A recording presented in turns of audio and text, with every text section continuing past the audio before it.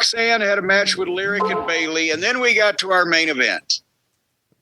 Roman Reigns is going to confront Jacob Fatu. Now, bear in mind, this is a 2.5 hour fucking show. And this is, again, what we got. Besides the spots, the drone shots, the travelogues, the reminders, the plugs, the breaks, and Roman's story here is, he's got the world heavyweight title belt now. And he said, they made this title to spite me, but then I made this title. And now you can respect it. And he did the big build up to that this time. And already, this was, for whatever reason, Laredo loves the Roman Reigns. Because he was really over here, but he did the build up. Now you can respect this title. Now you can acknowledge this title. Now, Laredo, acknowledge me. Turns out the government tracks a lot of data, and it's scattered all over the place. Data on... Acknowledge me. And it got a huge pop. And then here comes Jacob Fatu's music. Funny how these things always work out. And they have the face-off. And Roman is like, I'm hoping you made the right choice to unite the family and not divide it, Jacob.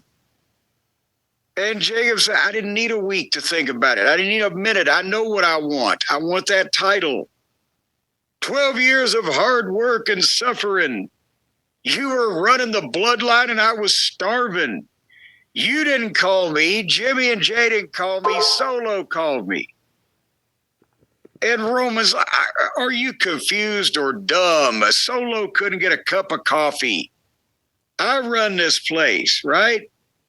Things get hectic, but I never forgot about you. This is kind of like Roman is deserving this shit to me, right?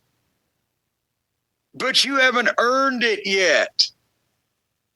If I fought you now, it'd be nepotism if I gave you a chance. I can't do that. And Jacob just snatches Roman with the old Tongan death grip and fucking put him down and said that he was going to take everything from Roman and left him laying to light boos. They don't want to boo Jacob anymore. But this was kind of violent and abrupt that he just goozled this motherfucker. And Roman was over here. But then Roman rolls over against the microphone. He's laying there. He says, all right, if you want it, I'll see you at Backlash. Why can't they, again, at least wait until the start of next week's program to have the people who are supposed to be in charge of this company, Aldous or Pierce or Triple H or anybody, come out and say, based on what happened, we have no choice but to make this match. It's, it's not up to Roman Reigns who he defends again. You see what I'm saying, Brian? But the guys just make their matches in the ring, and it's a theater in the round production with these breaks for these wrestling matches with the supporting cast that they're exciting. Yeah, here comes a star. That's why you see so many fans develop these like weird fan feelings for like a lot of the women wrestlers, I think, because they're the only ones who wrestle on the show. They're the actual matches. Yeah, I don't know what to say. The crowd reaction to the main event thing was not great. Is Roman Reigns a babyface or is he a heel? And Jacob Fatu was a heel until he briefly turned babyface. He always had the potential to be a great babyface, but he probably needed to be a heel a while longer. Turning babyface against the Solo group probably wasn't the move, and the fans didn't react at a time for Jacob. I don't know why.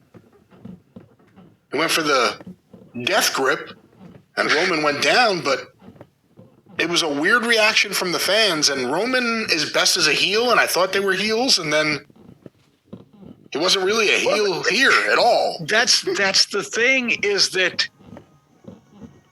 they like Roman Reigns, the fans, but they like Jacob. They don't necessarily want to cheer against Roman Reigns, but at the same time, Jacob kind of has a point. If the story is true that he has been nowhere in obscurity and he was in prison and blah, blah, blah. And meanwhile, here's Roman Reigns talking about he and his whole family ran this place and he makes millions of dollars. He's got private jets. And here comes this guy. I want some of that shit too. You know, you left me out. Roman being condescending to him fits Roman's gimmick, but it also kind of made Roman heelish. But then when Jacob tried to rip his goddamn throat out, that was kind of violence. And people were like, ooh, I wish you hadn't done that to Roman. But they don't want to full-throatedly just condemn Jacob. He didn't deserve that. Yeah. It's a weird dynamic. Yeah. I noticed it a little bit last time, but it was really out in full force here. The reaction from the fans to this whole thing and to Jacob specifically. And again, the show is bookended by things that set up things for backlash. You didn't even talk about Stephanie McCare getting attacked in the back, I don't think.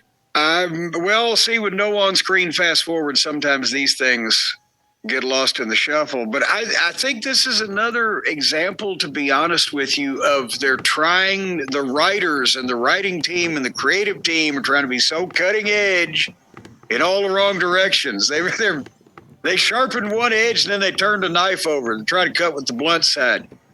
They're trying to tell these intriguing stories among these top characters. And are they falling into the trap that baby faces and heels are passe? And it doesn't matter just because they've had success with their icons against each other, whether it be Roman and Punk or Cody and Orton. But they can't fiddle fuck around with Jacob that much because he's not that established yet. And you need to go all the way one way with him or the other. He can't be kind of looking like he turned heel against a guy that was just actually kind of talking heelish to him, but we like both of them. That's mixing messages all over. It's too early for that with him. They're going to diminish the reaction overall because people are confused or conflicted.